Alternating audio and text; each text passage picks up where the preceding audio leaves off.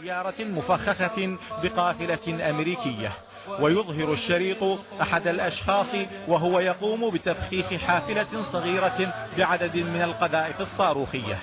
قمنا بتفخيخ هذه السيارة لاعتراض رتل الأمريكي، ونقسم بالله العظيم إن غايتنا هم جنود الكفر.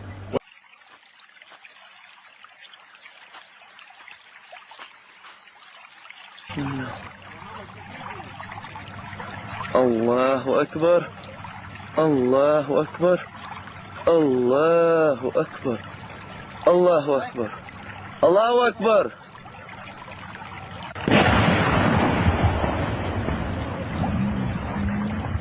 الله أكبر، الله أكبر.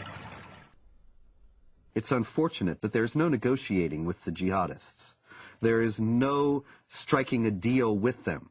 Islamic law is very clear on that, and here once again is an example. We need to take Islam seriously.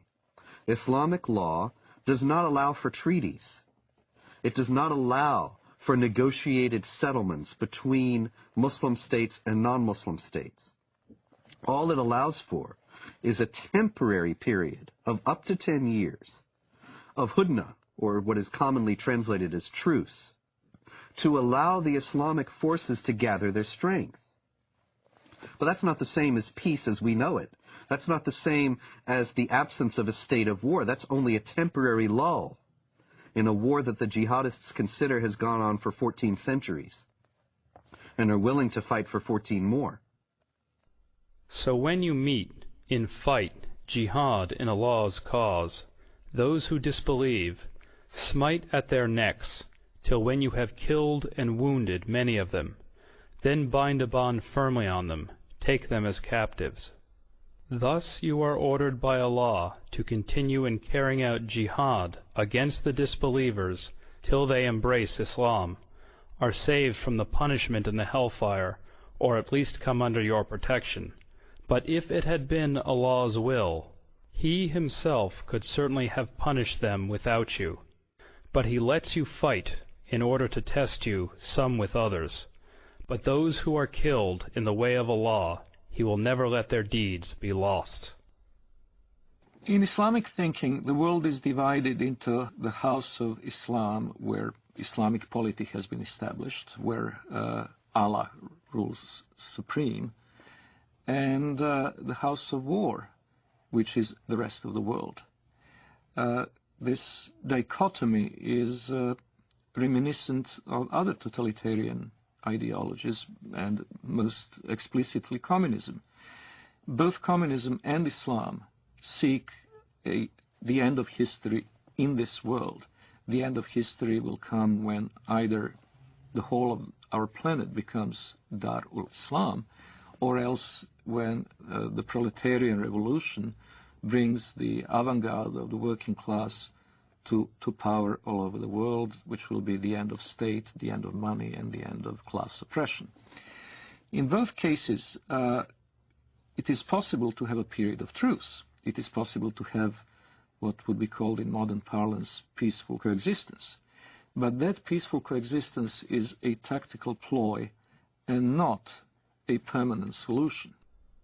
Allah's apostle said, I have been ordered to fight with the people till they say, none has the right to be worshipped but Allah.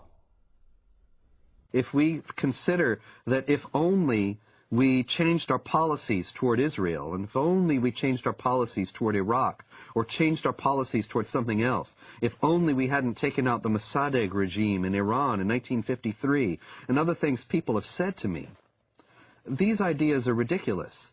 They're based on a fundamental misunderstanding of the motives and goals of the jihadists. This is not a conflict that was created with the creation of the State of Israel, or a conflict that was created when American armies went into Iraq. The global jihad has gone on without interruption, without significant interruption, since the 7th century. And it only declined in force and activity at periods when the Islamic world was too weak to prosecute it. The question now that we have to ask ourselves is, do we want to preserve our Judeo-Christian values and our own civilization, or do we choose to go towards a dimitude, an enlarged dimitude in Europe, which will engulf the whole of Europe? Maybe not America, but America will be isolated because it will have to deal in geopolitics with the Islamized demi-Europe. And these are problems that have to be taken into consideration by Europeans themselves in choosing their identity and their future, freedom or dimitude, and by Americans also. In order to defend itself against the onslaught of global jihad, which is coming in the century ahead, I have no doubt of that, the West would need to redefine itself and to say what exactly is the geographic and cultural space to be defended and in the name of what. Defending it in the name of a tepid, lukewarm ideology of multiculturalism is impossible. Multiculturalism and postmodern liberalism are not worthy dying for. They're not something that can inspire people to do what their ancestors had done at Poitiers and at the walls of Vienna in 1683. What global jihad has on its side is simple-minded commitment of millions of people to not only spread the faith, but also better themselves at the expense of the infidel, in the first instance through immigration, and later on, if necessary, by other means.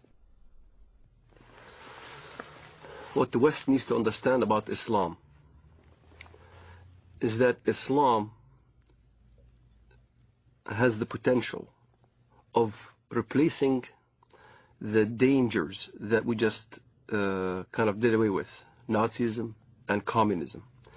Like Nazism and like communism, Islamism, the end justifies the means.